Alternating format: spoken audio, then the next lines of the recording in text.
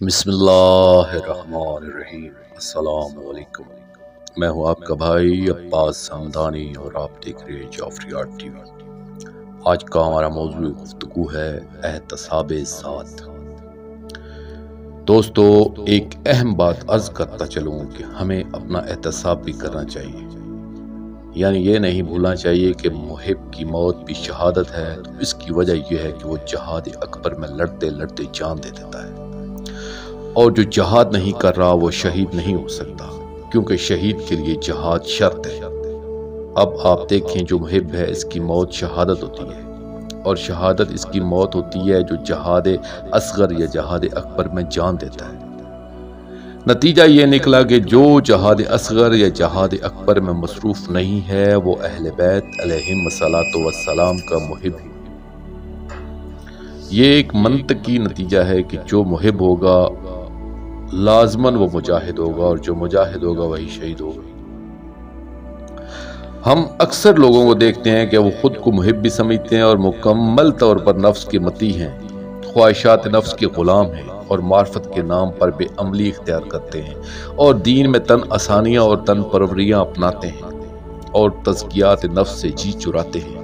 انہیں سوچنا چاہیے کہ محبت تو ایک تصادم پیدا کرتی ہے، یعنی ایک ملک میں دو بادشاہ ہوں گے تو فساد ہوگا، اسی طرح ایک غلام کے دو مالک ہوں گے تو ان کے احکامات میں تصادم ہوگا، جس سے غلام کی زندگی اجیرن ہوگی۔ ایک جسم پر دو حکمران ہوں گے تو جسم برباد ہو جائے گا، اس لیے اپنی ذات پر ایک حاکم بنانا ہوتا ہے، اور سابقہ حاکم یعنی ہوائے نفس کو معزول کرنے کے لیے اس مملکت جسم میں تحریک چلانا پڑتی ہے۔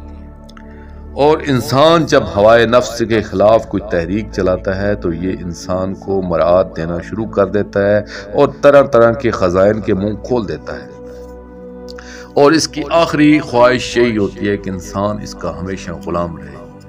مگر انسان کو اس سے آزادی حاصل کرنا ہوتی ہے۔ جیسے انگریزوں کے خلاف جہاد کیا گیا، سامراجی حکومتوں کے خلاف جہاد کیا جاتا ہے، اسی طرح اس داخلی فرعون کے خلاف بھی جہاد کرنا پڑتا ہے، اور ان خواہشات نفس کی غلامی سے آزادی حاصل کرنے والے ہی کو الرجل الحر یعنی مرد اور آزاد کہا جاتا ہے۔